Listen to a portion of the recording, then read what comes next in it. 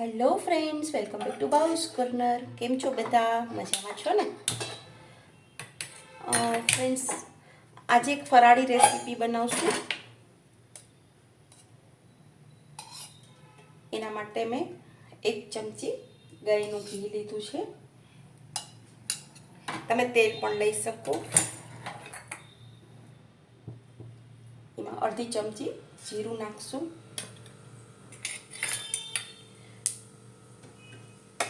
શ્રાવણ મહિનો આવે એટલે વ્રતના દિવસો ચાલુ થઈ જાય. કોઈ શ્રાવણ મહિનો પણ કરતા હોય તો એના માટે પણ આ ઉપયોગી છે.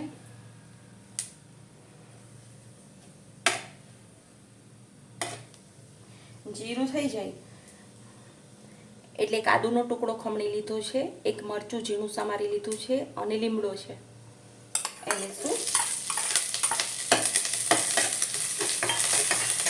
એને બરાબર સોતે કરી લઈશું.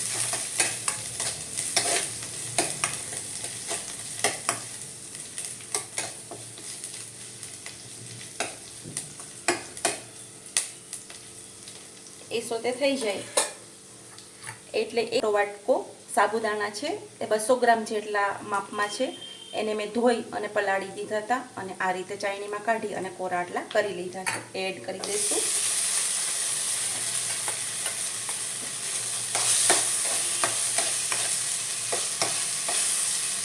ફ્રેન્ડ્સ, હું આજે સાબુદાણા બટેટાની ખીચડી બનાવું છું. બધાની બનાવવાની રીત અલગ અલગ હોય. તમે કઈ રીતે બનાવો છો એ મને જણાવજો.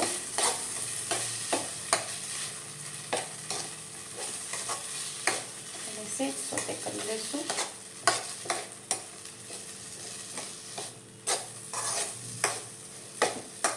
બધાનો ટેસ્ટ, બધાની રીત બધું અલગ અલગ હોય. ફ્રેન્ડ્સ, જો તમને મારા વિડીયો પસંદ આવે તો સબસ્ક્રાઈબ જરૂરથી કરજો.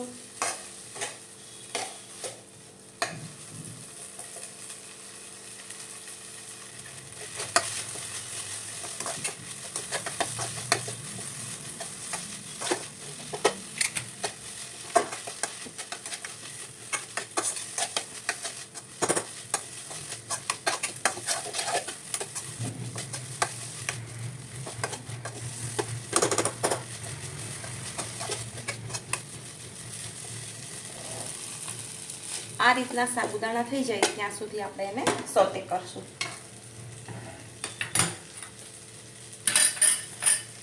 પાંચસો ગ્રામ બટેટા છે, એને બાફીને મેં આ રીતે સ્મેશ કરી લીધા છે. એ લઈ લઈશું. મેં આ રીતનું માપ રાખ્યું છે સાબુદાણા બટેટામાં. તમે તમારી રીતે વધારે કે ઓછું લઈ શકો. બધું બરાબર મિક્સ કરી દઈશું.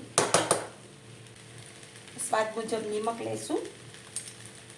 તમે સિંધા લોણ પણ વાપરી શકો જો નિમક ન ખાતા હોય.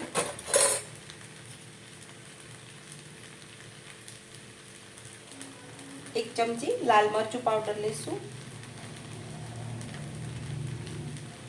તમારા ઘરમાં જેવું તીખું ખવાતું હોય એવું. એક નાની ચમચી ખાંડ છે. જો ન ખાતા હોય તો સ્કીપ કરી શકો. હળદર ખાતા હોય તો હળદર પણ તમે એડ કરી શકો.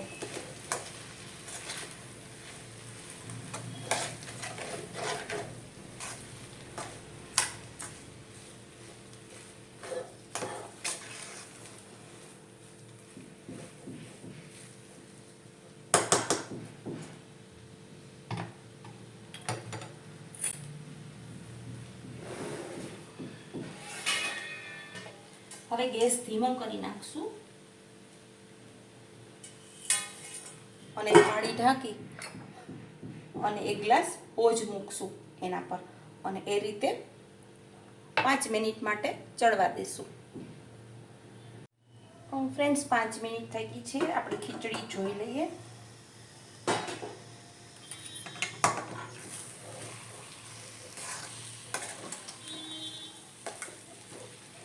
ખીચડી એકદમ સરસ થઈ ગઈ છે.